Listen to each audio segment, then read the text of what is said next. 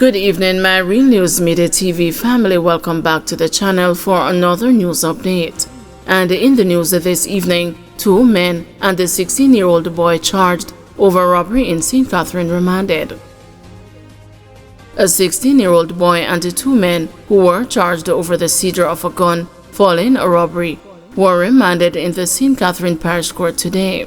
Alex Ashley Sanjay Smith and the teen, whose name is being withheld because he is a minor, are charged with robbery with aggravation, using a weapon in a felony, possession of a prohibited weapon, and unauthorized possession of ammunition. The case against them has been transferred to the gun court for mention on October 11. The court was told that the police launched an intelligence-driven operation along the Spanish Town bypass to intercept the criminals who robbed a business in Jericho district. The police say the driver of a Nissan Tina motorcar was signaled to stop and he complied. They say the vehicle was searched and a 9mm pistol affixed with a magazine containing 17 rounds of ammunition was seized. The car's 3 occupants were arrested on suspicion of breaches of the Firearms Act. They were formally charged following a question and answer session. Woman charged with Daniel Rowe's murder remanded until September 24. Coyote Seychelle, the woman charged with the abduction and murder of 8-year-old Daniel Rowe, has been remanded until next Tuesday for further plea and a case management hearing. A trial date is expected to be set on that occasion. Ms. Seychelle is represented by attorneys Donovan Collins and Pierre Rogers. Daniel was abducted from Breton Primary School in Portmore, St. Catherine on June 8 last year. She was later found wandering in the corporate area with a wound to her throat. Daniel died days later while being treated at hospital. Crime in Albion, Manchester, negatively affecting NCU students and residents. The recent spate of murders and shootings in Albion, Manchester have led some students of Northern Caribbean University to rethink where they seek accommodation off campus. The community is in close proximity to the university. Renox Steve Wright, Director of Security and Risk Management at NCU, says this has had a financial impact on students who have to rent a space further away from the institution, as well as residents of the community who lose rental income. At least 3 murders were recorded in Albion this month, which led the police, political directorate and residents to stage a walkthrough on Thursday. Addressing a community meeting at Albion Primary School following the walkthrough, Mr. Steve Wright said, "Students need reassurance from residents of Albion that they will assist the police in keeping crime out of the community." We cannot house more than about 10% of the student population on campus. So essentially, therefore, 90% of our students are living elsewhere in the communities around. So the big question is, what is Albion and the communities around going to do to give some assurance to NCU students that they can live freely, they can walk, they can move about freely, and they don't have to be walking and watching behind them. The issue is crime, but even when crime is absent, then there's a perception of crime. And that in of itself, the fear of crime, is sometimes worse than crime itself. And if they have that fear, it doesn't just affect NCU, it affects you as well. Because if you have properties to rent, then they're not going to use it. Meanwhile, principal of Albion Primary, Paulette Cheddar, said the school has for years engaged the students in restorative justice practices. Ms. Cheddar appealed to the community to partner with the school to restore peace.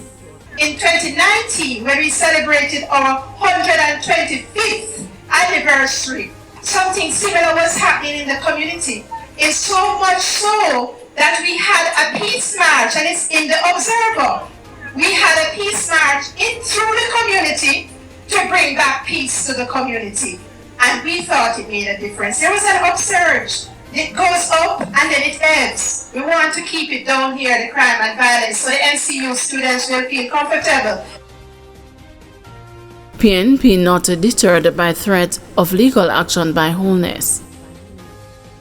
The People's National Party's legal advisor, Anthony Hilton, says that the threat of legal action by Prime Minister Andrew Holness will neither deter nor distract the party from defending the rights of the Jamaican people to good governance, transparency, and probity in public life.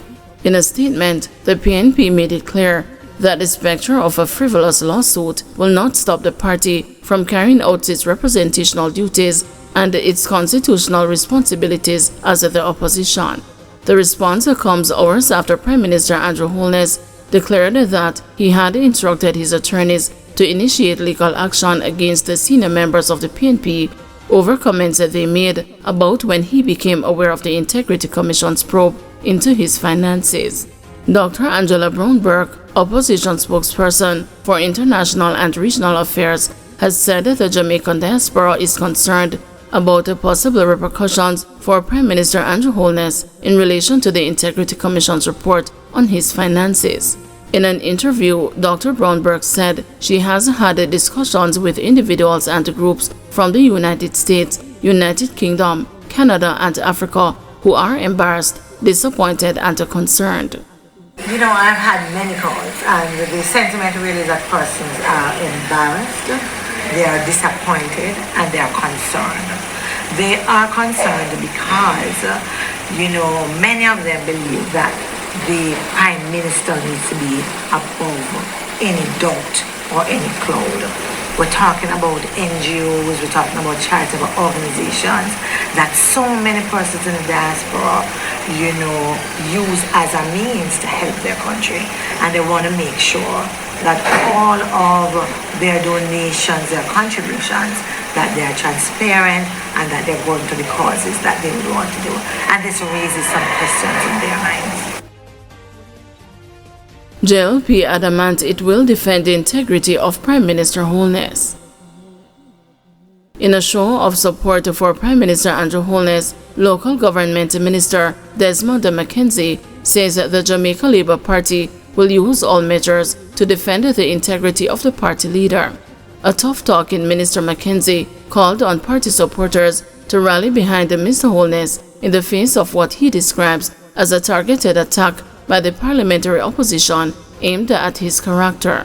His charge comes amid a public discourse about the Integrity Commission's investigation report into Mr. Holness's financial affairs, over which the People's National Party has called for the Prime Minister's resignation. Citing false news that was spread about a raid at the Prime Minister's residence, Minister McKenzie accused the opposition of sensationalizing matters involving the Prime Minister.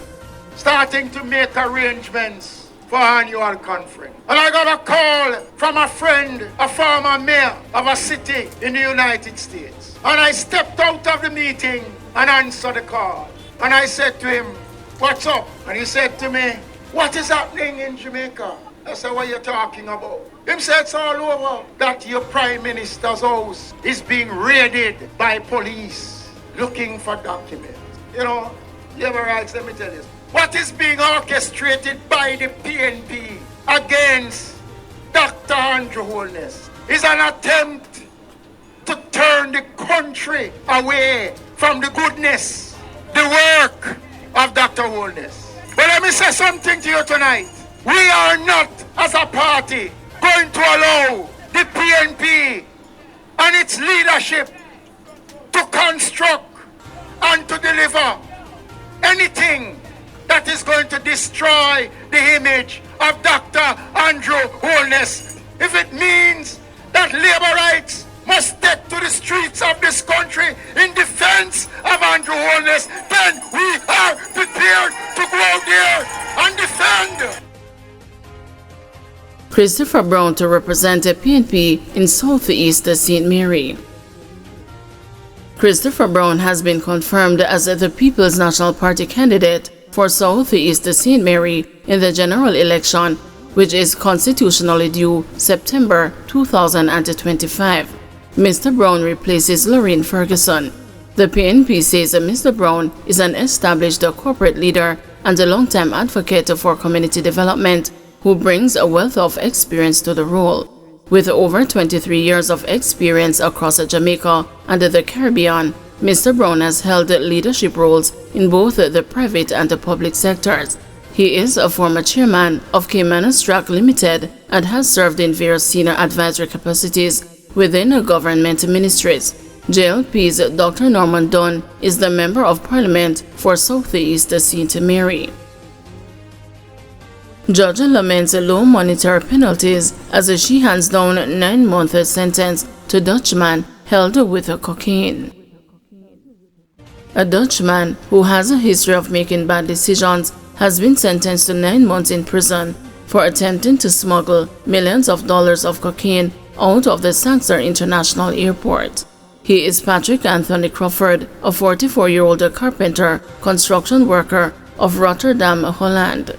During his sentencing in the St. James Parish Court on Wednesday, Presiding Judge Lantisha Fairclough Hilton noted the increase in frequency of foreign nationals before the court on drug charges and the importance of sending a strong signal to deter similar offenses. The judge's comments came after defense attorney Henry McCurdy's appeal for leniency. He pointed out that his client, who has been in custody since May, has struggled to support himself since the age of 12 with little success to show for his efforts. The attorney urged the judge to consider compassion and mercy in the sentencing process, suggesting that instead of incarceration, a monetary penalty be imposed and Crawford be allowed to return to Holland. According to McCurdy, his client had asked him to express his apologies to the court and the people of Jamaica for his actions, which were not intentional but rather the result of the circumstances in which he found himself. In response, Fairclough Hilton referenced the social inquiry report, which she said offered diverse perspectives. She also noted that letters from various sources revealed Crawford's long history of poor decision-making. The judge further stated that, considering the quantity of drugs involved and the increasing prevalence of this offense, she is of the opinion that a non-custodial sentence may not serve as a sufficient deterrent to prevent others from engaging in similar behavior. If I impose a sentence of $500,000, how does it deter other persons from coming to Jamaica and committing these offenses? I have to impose a fine or appropriate sentence that deters others, so that they don't see Jamaica as a haven where they can come and export cocaine and make big bucks off it, Fairclough Hilton explained. She continued, the fines that I can impose are a joke when compared to the street value of the drug. Almost every week I have someone coming before me, trying to depart from the airport with cocaine. Fairclough Hilton then sentenced Crawford to 9 months in prison on each of the charges of cocaine possession, dealing and attempting to export. The sentences are to run concurrently. No evidence was offered on the conspiracy charge. According to the facts presented to the court, about 5 p.m. on May 9, Crawford was in a queue waiting to be checked in on a TUI flight destined for Brussels, Belgium, when he was questioned and his luggage inspected. During the search of his carry-on luggage, 4 rectangular packages were discovered in 2 hidden compartments made of carbon paper and a transparent plastic. These packages contained a white powdery substance believed to be cocaine. A subsequent search of Crawford's checked bag also revealed 2 hidden compartments containing 4 packages similar in appearance and content to those found in his carry-on luggage. The total weight of the illicit substance found in both pieces of luggage is estimated to be around 13.5 pounds. At the time, it was given an estimated value of $28 million. Crawford was arrested and charged. Thank you everyone for watching. See you tomorrow morning at 6 a.m. for another news update.